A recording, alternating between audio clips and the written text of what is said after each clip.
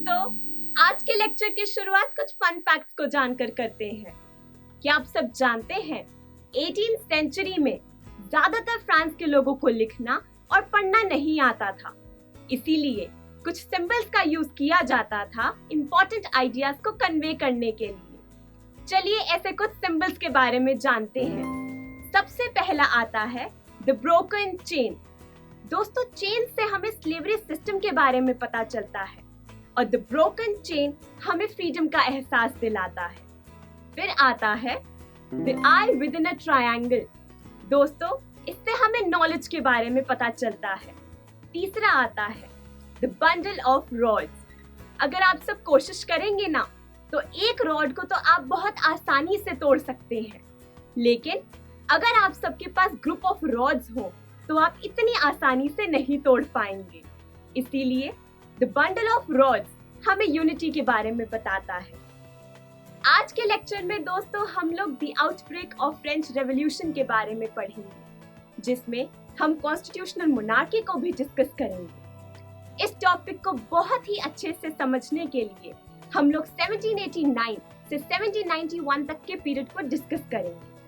1789 जिसमें हम 3 बहुत ही इंपॉर्टेंट डेट्स के बारे में जानेंगे। सबसे पहला 5 मई, जिसमें हम एस्टेट जनरल असेंबली के बारे में जानेंगे। दूसरा आता है 20th जून, जिसमें हम टेनिस कोर्ट ओथ के बारे में पढ़ेंगे।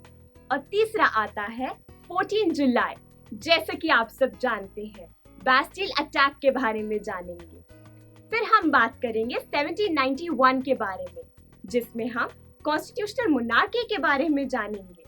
दोस्तों, आज का लेक्चर बहुत ही मजेदार होने वाला है, इसीलिए जल्दी से हम लोग शुरू करते हैं the outbreak of French revolution.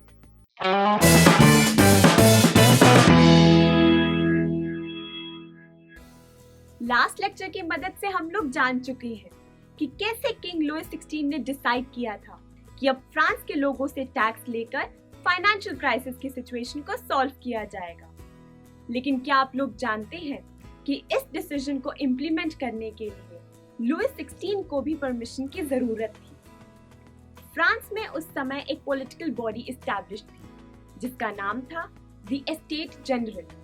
इसका एक ही मोटिव था कि अगर तीनों एस्टेट के लोगों को किसी भी तरह की कोई प्रॉब्लम आती है तो इन तीनों एस्टेट से कुछ रिप्रेजेंटेटिव्स किंग लुइस 16 के पास आकर अपनी प्रॉब्लम को डिस्कस कर सकते हैं।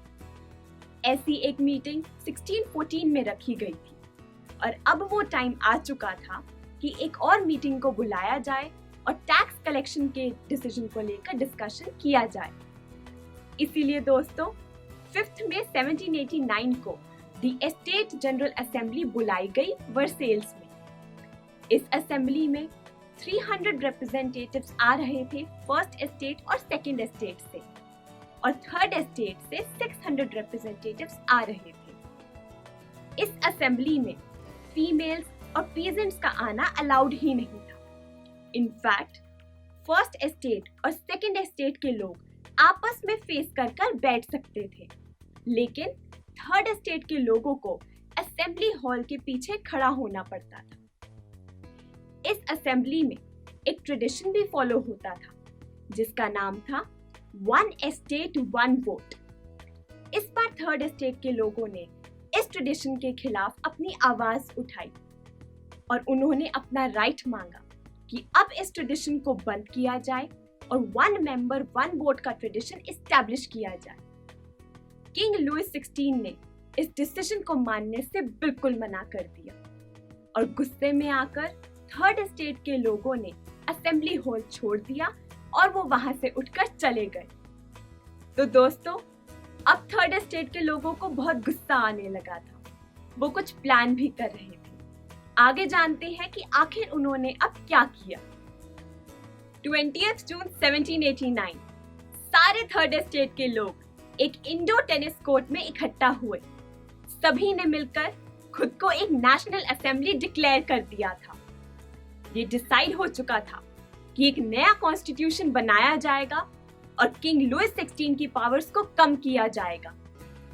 इस नेशनल असेंबली को सक्सेसफुल बनाने के पीछे दो लोगों का बहुत ही मेजर रोल रहा है। सबसे पहले मिरेबो एक नोबल फैमिली से बिलोंग करते थे, लेकिन थर्ड एस्टेट के लोगों की मदद करने में बहुत विश्वास रखते थे। भीड़ में जाकर पावरफुल स्पीचेस देना और इम्प्रेसिव जर्नल्स पब्लिश करना इन्हें बहुत पसंद था। दूसरे आते हैं आबे सियाएस। ये एक प्रीस्ट थे और ऑर्डिनरी लोगों की मदद करना जानते थे। इन्होंने बहुत सारे आर्टिकल्स लिखे थे द थर्ड एस्टेट के बारे में। फ्रेंड्स, बहुत ज्यादा सर्दी आ चुकी थी, जिसकी वजह से फूड क्रॉप्स खराब होने लगी थी और इसीलिए फूड ग्रेन्स की सप्लाई कम हो गई थी और प्राइसेस बहुत ज्यादा बढ़ गए थे। अब थर्ड एस्टेट के लोग ब्रेड भी नहीं खरीद पा रहे थे। आप समझ ही चुके होंगे कि इस कारण थर्ड एस्टेट के लोगों ने क्या किया था। 14 जुलाई 1789 बैस्टिल प्रिजन पर अटैक किया था। एक अफवाह फैली हुई थी कि लैंडलॉर्ड्स पीजेंट्स की क्रॉप्स को खराब करना चाहते हैं, इसीलिए सभी पीजेंट्स ने मिलकर कैसल पर अटैक किया, वहां से सारी फूड ग्रेन्स को चुरा लिया।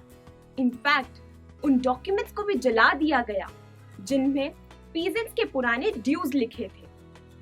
इस इंसिडेंट की वजह से सारे लैंडलॉर्ड्स और किंग लुइस 16 बहुत ज्यादा डर गए और रिजल्ट ये था कि किंग लुइस 16 ने 4 अगस्त को नेशनल असेंबली की सारी डिमांड्स मान ली थी। एक कॉन्स्टिट्यूशन लाया गया जिसमें फर्स्ट एस्टेट और सेकंड एस्टेट के लोगों के सारे प्रिविलेजेस हटा दिए गए।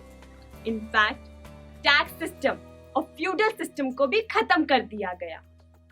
तो दोस्तों, अब फ्रांस के लोगों को अपने राइट्स मिलने लगे थे। अब हमें जानना है कि 1791 में कॉन्स्टिट्यूशनल मोनार्की क्या था। चलिए अब कॉन्स्टिट्यूशनल मोनार्की के बारे में पढ़ते हैं।